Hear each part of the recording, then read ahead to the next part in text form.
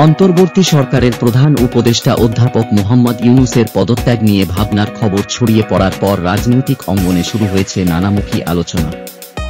বাড়ছে গুজব, অনিশ্চয়তা ও প্রশাসনিক স্থবিরতা।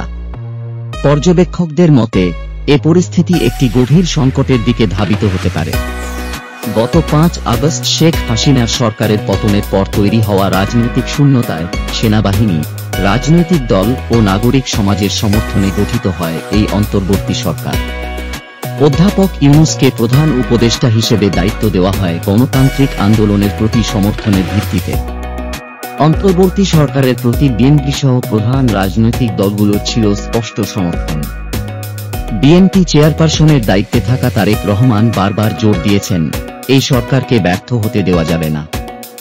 নাগরিক সমাজ ও ছাত্র আন্দোলনের নেতারাও শুরুতে আশাবাদী ছিলেন।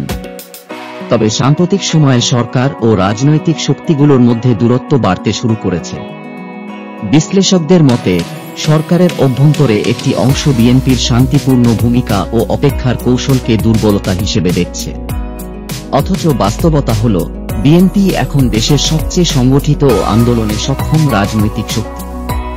সরকারের জনভিত্তি মূলত রাজনৈতিক দল ও নাগরিক সমাজের উপর নির্ভরশীল হলেও একটি ছোট চক্র ইউটিউবার, মব নেতৃত্ব ও রাষ্ট্রের ওপর কর্তৃত্বমূলক নিয়ন্ত্রণের মাধ্যমে দিকনির্দেশনা দেওয়ার চেষ্টা করছে। এই পরিস্থিতিতে ডিসেম্বরে জাতীয় নির্বাচনের দাবি উঠে এসেছে বিএনপি, নাগরিক সমাজ ও সামরিক বাহিনীর পক্ষ থেকেও। এমনকি জামায়াত ও এনসিপিও শিগগির নির্বাচনের প্রয়োজনীয়তা স্বীকার করছে। এতে বোঝা যাচ্ছে সরকার গঠনের পেছনে থাকা মূল 3টি স্তম্ভ, রাজনৈতিক দল, সেনাবাহিনী ও নাগরিক সমাজ, নির্বাচন বিষয়ে একম।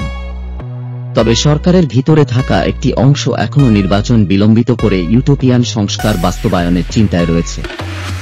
জুলাই হত্যাকাণ্ডের বিচার নিয়ে ধীরগতি, অপ্রয়োজনীয় গ্রেপ্তার ও রাজনৈতিক দলগুলোর মতামত উপেক্ষার কারণে সরকার বিশ্বাসযোগ্যতা হারাচ্ছে। জাতীয় নিরাপত্তা উপদেষ্টার নিয়োগ, বিদেশি কোম্পানির সঙ্গে চুক্তি, মানবিক করিডোর, এসব সিদ্ধান্তে অংশীজনদের মতামত না নেওয়ার ফলে সরকার রাজনৈতিকভাবে বিচ্ছিন্ন হয়ে পড়ছে। বিশ্লেষকেরা মনে করছেন, অধ্যাপক ইউনূস যদি নিজেকে ঐতিহাসিকভাবে স্মরণীয় করে তুলতে চান, তবে তাকে নির্ধারিত সময়ের মধ্যেই একটি গ্রহণযোগ্য নির্বাচন আয়োজন করে নির্বাচিত সরকারের কাছে শান্তিপূর্ণভাবে ক্ষমতা হস্তান্তর করতে হবে।